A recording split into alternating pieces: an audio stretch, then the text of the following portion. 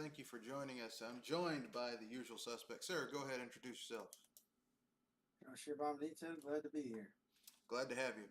It's me, Mr. Red Fox, owner proprietor of BS Busters. Thank you for joining us. Today we got a decent array of topics. We're going to talk about the last taste of the Steam sales coming through. They end this weekend. Sausage Party is apparently doing a direct to streaming sequel. Double Dragon's returning, and more. Um, but before we go any further, hey man, what you been playing? I haven't really been playing much of anything lately. Um, Really? yeah, I just haven't had time. Yeah, well, I didn't Um, have time last week because I worked a 6:10, but this week I've been playing a lot of stuff. I've been playing Shin Megami Tensei 5 Vengeance on PC. Let me tell you something. You don't know how good it feels to play this game at 60 frames per second. oh yeah, I'm sure. On the Switch, that shit was running like ass. Oh yeah. But Did you it buy it feels for the good. Switch? What? Do you have it for the Switch? No, but my friend did, and I played it. I was like, let me test this out before I plop, $70 down on this game. And I'm like, I'm glad I didn't plop $70 down on this game on the Switch because it runs like shit on the Switch. Yeah. Plus, you get the cheat.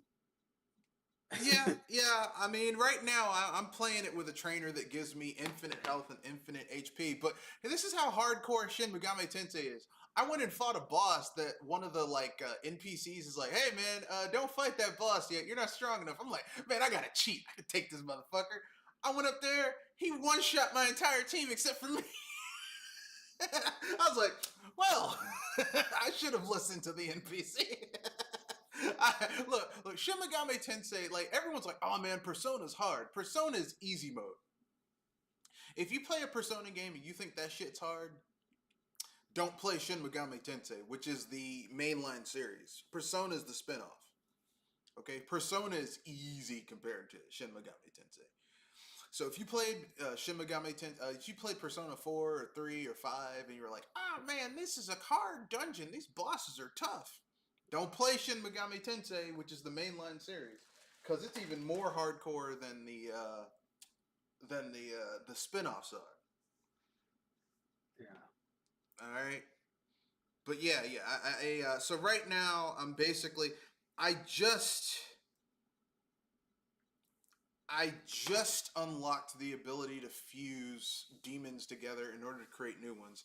So what I'm gonna do is before I fight that boss again, because I'm gonna take him out, is I'm gonna go around just fighting demons and resummoning and like basically fusing until I get a team that can do some shit. And if I can't, well, I'll come back later. You know, Yeah. you don't just give up; you keep on fighting. Much like life, life lessons in video games. Um, I'm also preparing to for. This is what I forgot to mention yesterday when you had your cast. I'm looking forward to Dragon Quest III, the HD 2D remake to come out later this year. Now that shit's gonna be great. Yeah, that looks pretty good. Yeah, because my history with Dragon Quest is a interesting one. I tried to play Dragon Quest way back in the day on the NES, which ironically, Dragon Quest began on the MSX. I didn't know that. It was a PC game. But I tried to play Dragon Quest way back in the day on the NES, and I couldn't get into it because it was so goddamn archaic. And then due to some innovative programming done by a brilliant programmer at HAL Labs, they discovered a way to compress data in cartridges in order to get more games into smaller amounts of ROM. So basically, I remember playing Dragon Quest 1 and 2 on the Game Boy Color, and that's what got me into Dragon Quest. And yes, the port was handled by HAL Labs, and it was headed up by a guy, you may have heard of him. His name's Satoru Iwata. Yeah. He yeah. He developed a way to compress data to like basically to streamline data compression in programming, and that was how you were able to get the most ambitious Pokemon game ever, which is Silver and Gold and Crystal. Those are the most ambitious Pokemon games because you basically had two entire regions. No other Pokemon game has been able to do that or been willing to do that since. It's how you were able to get Dragon Quest 1 and 2, where basically in the first Dragon Quest, you're on a little island. Well, a big island and a smaller island where the final boss fight takes place. And then in the second game, you have an entire world to explore. That was able to be done because Satoru Iwata basically helped to create that version of data compression. So yeah, man.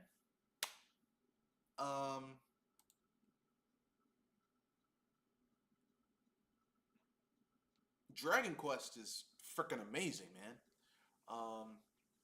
So when I heard they were doing Dragon Quest 3, which I also played that game on the Game Boy Color, and I was like, man, the definitive version of that game for so long was the Game Boy Color version, because the Game Boy Color version added a lot of new content that wasn't in the original game. And even the remakes that were done, the little remakes that were done on that re-releases that were done later on, they didn't add that content that the Game Boy Color had, which were, it added monster medals, it added the casino, where you could basically spend money in order to get tokens in order to play these this board game where you could get fabulous prizes to basically give you an edge early on in the game. You could get access to really good weapons and items and armor and stuff like that early on in the game if you knew what you were doing. So what I'm saying is, kind of a Dragon Quest fanboy. Love that franchise, love the characters, love the setting, love the art style. Dragon Quest, Final Fantasy has always been like this, oh, we're going to do something, has been the same story, reiterated. Final Fantasy basically takes different, for the longest time, it took different elements, remixed them, and make different dishes. You know how, like, Taco Bell's menu is the same 5 ingredients, just remixed different ways? Yeah. That's Final Fantasy. Dragon Quest, however, is you go to a diner and you know what you're going to get every time. But the quality doesn't dip and sway. Because, there's some shit that Taco Bell makes where I'm like, that's too salty. Or that's too savory, or that's too, this or that. I know what I'm going to get out of Dragon Quest every goddamn time. It's very consistent. Even when Dragon Quest isn't like 100% my cup of tea, I know I'm going to get something out of it that I enjoy. So yeah, man. Looking forward to Dragon Quest 3. I'm glad, like, when they announced Dragon Quest 3, they're like, we're doing HD 2D Dragon Quest 3. I was like, that seems kind of weird, because, I mean, like, technically speaking, in the chronologically speaking, in the Loto/Erdrick trilogy, which is the legendary character in the first 3 games, that it revolves around Loto/Erdrick. The third game's actually the first game. So I'm like, hey, wouldn't it make sense for them to do 1 and 2 as well? And then they did it. I was like, oh, that someone was actually thinking logically for once over at Square Enix. I'm surprised. You know what I mean?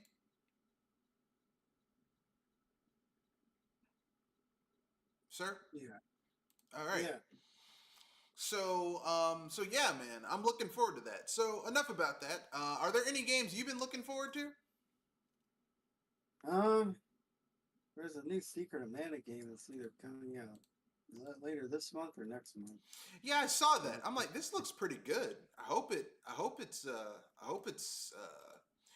like Secret of Mana. Is very hit or miss for me. You know what I mean? Yeah. Like, it's either Secret of Mana is either going to be really good or terrible. It's like it's very hit or miss for me. It's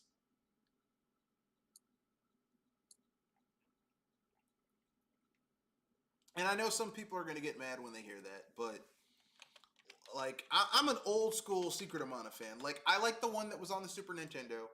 I like the sequel, Seiken Densetsu 3. I do not like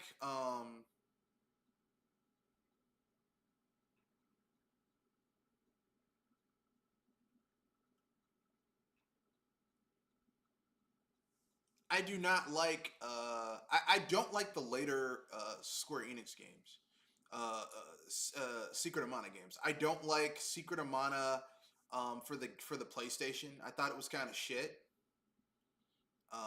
I know some people are gonna get mad when they hear that, like, but I like insert reason here.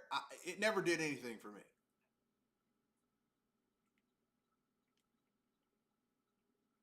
Um, Yeah. and the reason I didn't like that Secret of Mana was because it was just like Legend of Mana, I think it was called on the PlayStation, is that it was just kind of like I'm playing it and I'm like, do these people like you shouldn't there shouldn't be a game where you just playing the game. Like you need a walkthrough just to get the basic ending in the game. Yeah. Yeah, that's the thing about Secret of Mana on the Super Nintendo. It doesn't. It's not very straightforward. Now, the one on the Super Nintendo was, to me at least, I found it to be relatively like, okay, do go A, go here, do this, and you're like the downer of that game. And I know people are gonna be like, oh, spoilers. Look, the game is over 30 years old. We can talk about the downer. The downer of the game is no matter what you do, um, the mana tree is going to die, and the magic within the world is going to go away. So all the magical creatures, including Flammy, your good friend, your white dragon, is going to turn on you, and you have to put him down at the end of the game. He's like the final boss. All right. Okay. Cool. Awesome. Seiken Densetsu 3 got very esoteric. Like, there's entire quest chains you can miss if you don't do things certain ways. And that's bad enough, but it got worse with the one that came on the PlayStation, where you had to rebuild the world after the Mana Tree was recreated. It's like, what? Like, there's entire quest chains you can miss. And I'm like, that's not good. That is not good. That's not good development, you know what I mean? Yeah. And when you mention that to people, like, oh, don't say that. It's like, come on, man. Turn into Darth Vader. Search your feelings. You know it to be true.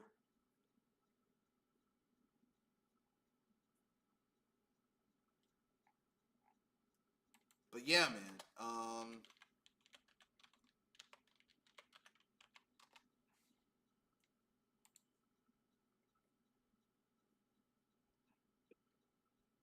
Yeah. That I think there was one that came out. It was a re-release from the PlayStation era. Yeah, that's the one I'm talking about. Oh yeah, that one was definitely not straightforward. That Like one was. you needed a I, walkthrough just to figure out where you had to go, what you had to do, how to put how to recreate the world so that you could get certain things. It's like if I got to do all of this just to play the damn game, what's the point? yeah. Yeah. It's absolutely. Yeah, really out there. Unless they And just made it so people just experimented and then figured out the then they game shouldn't have played called it a really quickly mana on their game though. console. You know, like if you're gonna do that much of a spinoff, do a spinoff, but don't make it a mana game. Like they did for the Wii, they made like a mana game for the Wii that was like it. It wasn't a mana game. It was just some bullshit with the mana's title slapped on it, and it was trash. And I'm like, this series used to be so great, and now it's shit. Yeah, yeah,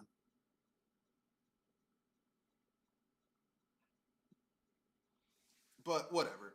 Maybe this one will be a return to form. It looks like it's kind of a more of a return to form, just because it has like some it has some it's more what's the word I'm looking for, more together, for lack of a better term, of yeah, like what the series used to be. yeah.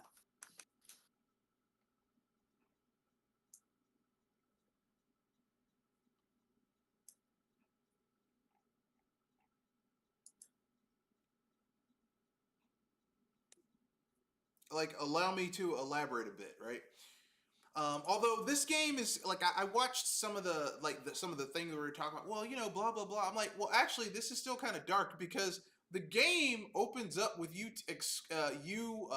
live in a world where there's like these different regions. Each of them sacrifices a young person to go to the mana tree, and they sacrifice themselves in order to keep the mana tree alive. And I'm like, this is some Final Fantasy X shit, isn't it? So basically, you're Titus escorting this girl to sacrifice her life to keep who's your childhood friend to keep her to keep her alive so that she can sacrifice herself in order to keep the mana tree alive so that magic can stay in the world.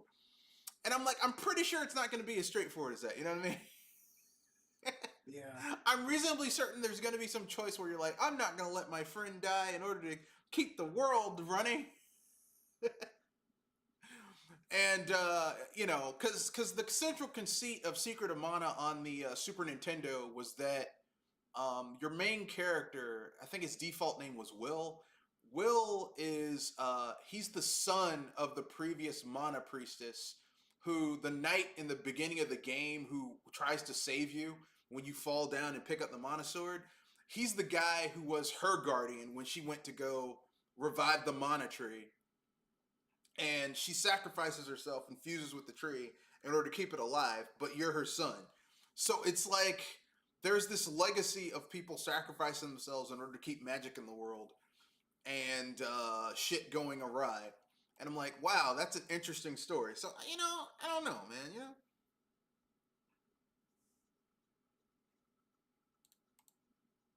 Yeah. But what do you think? Agree, disagree, don't give a fuck?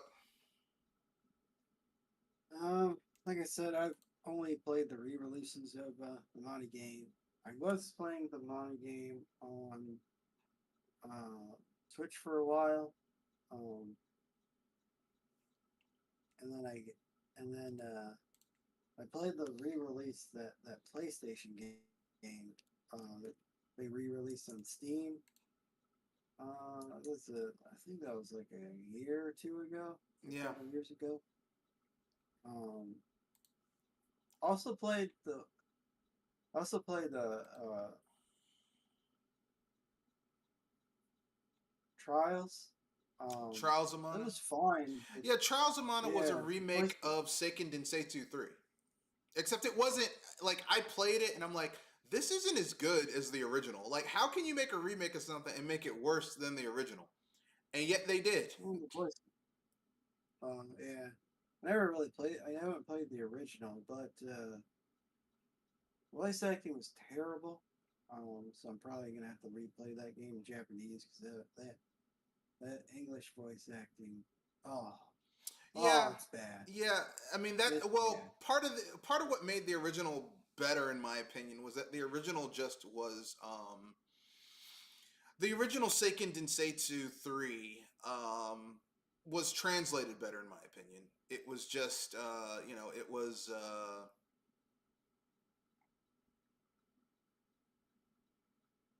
like the fan translation was better, and it was just overall just a better game. I mean, it's like Trials of Mana basically kind of did some shit where they, like, how can I put this nicely? What they did was is that they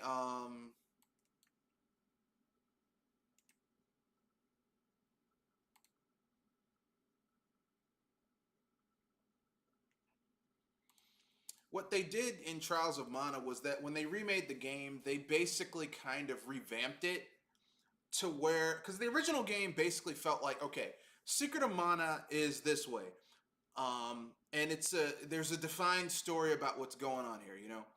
Secret of Mana 2, um, sorry, Seiken Densetsu 3 was a refinement of what happened in the original Secret of Mana. So if you played the Secret of Mana on the SNES, then you knew exactly what you were getting in Seiken Densetsu 3.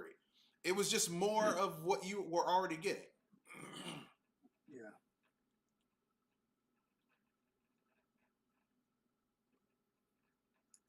And I liked it. I thought it was really good. I was like, oh man, this is amazing. I remember playing it, emulating it, because you couldn't even. That game was never released in America, so you had to get what you could get. You know what I mean? Yeah. But I liked it for what it was. And it had the different classes, and basically the classes were you could be like the classes basically that you could class up into were kind of defined by the moral choices you made as the game went through. So you could make different moral choices at different points in the game, and that would basically determine your alignment, which would determine what type of classes you could get. So if you were, let's say, you were the thief Hawk, and you made dark moral choices, by the end of it, you could class up twice, and your first class choice would be like a morally gray class choice or a dark class choice. So you could be basically like a warrior monk or a ninja, and the ninja would be the darker one. But if you went like goody goody and like made good moral choices, you would go in the opposite direction where you'd have like kind of a lighter gray moral choice class up, and then like a more pure goody goody class choice. So it was like there was a lot of little shit going on. It's like, oh, this is kind of interesting, and the story was kind of dark. And then they did trials. They did like the re-release, and I'm like, what the fuck is this? Yeah. What did you do to this game?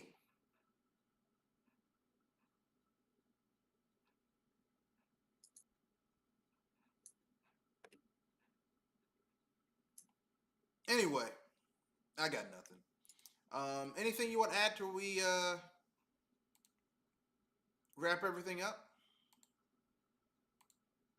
with this topic? No, that's about it.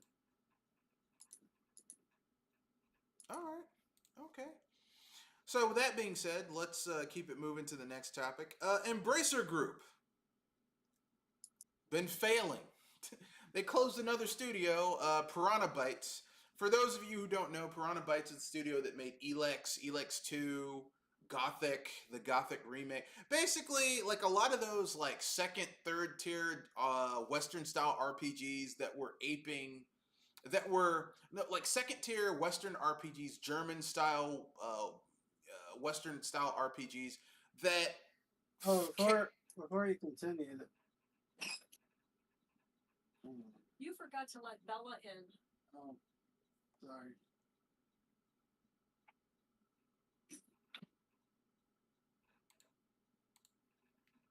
Oh, sorry about that. Oh, the game I was thinking of that I had trouble going through is Legend of Mana. Yeah. That was the game that came out a couple years ago. That's not entirely straightforward. Well, none of them are. None of the later ones are. None of the other Mana series are like that. See, let me look it up. Mana series, Mana series, Mana series.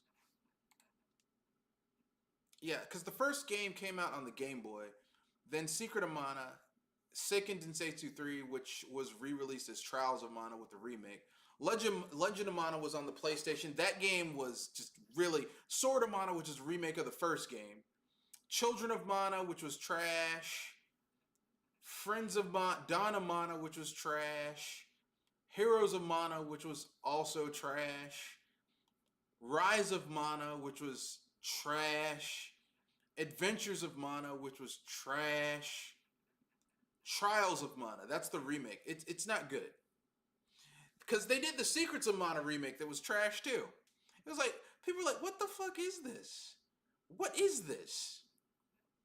People are hoping Visions of Mana is good. I hope it is, but probably not. It's.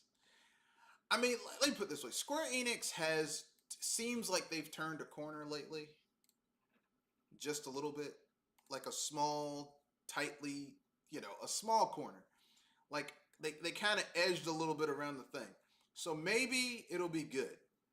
I don't know,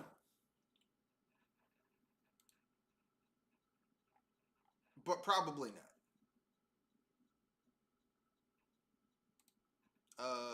Agree, disagree? What do you think?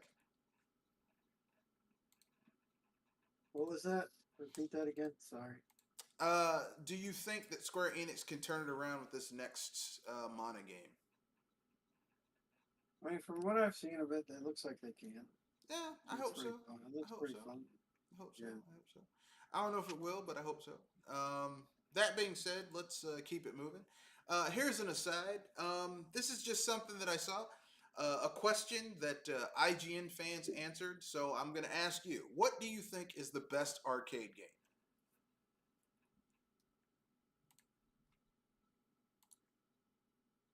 What do I think is the best arcade game? What is the best arcade game? Like, when you went to the arcade, if you ever went to the arcade, what game did you gravitate towards? You're like, man, I got to play this.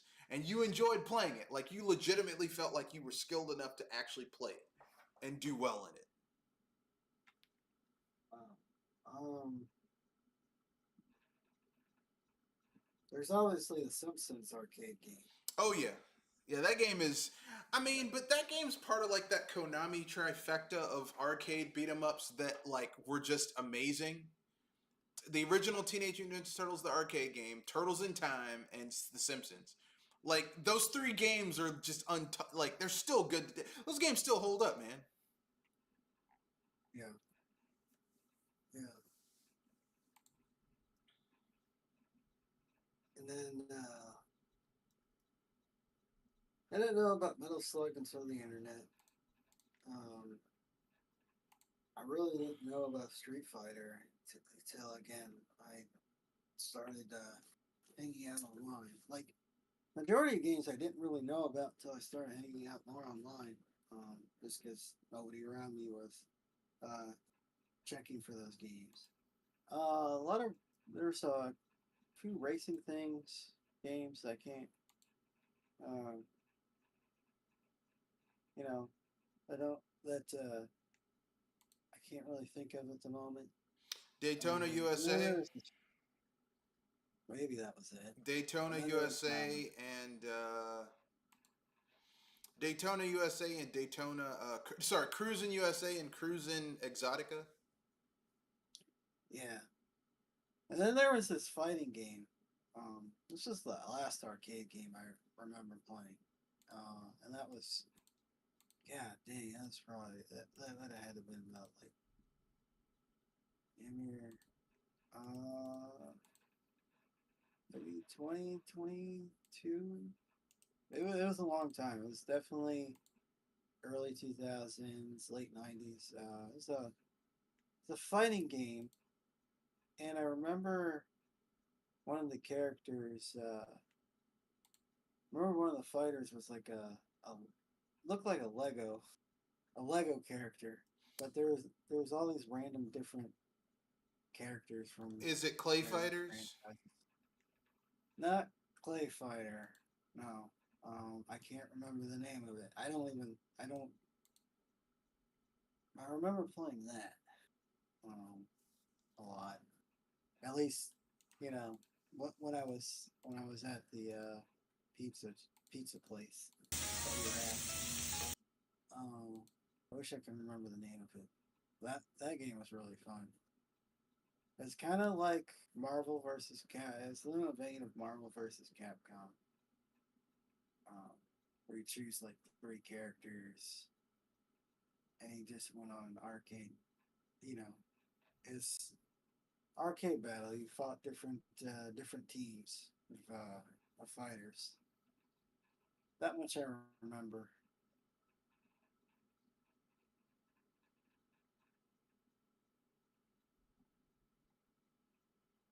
All right. And obviously stuff like Pac-Man and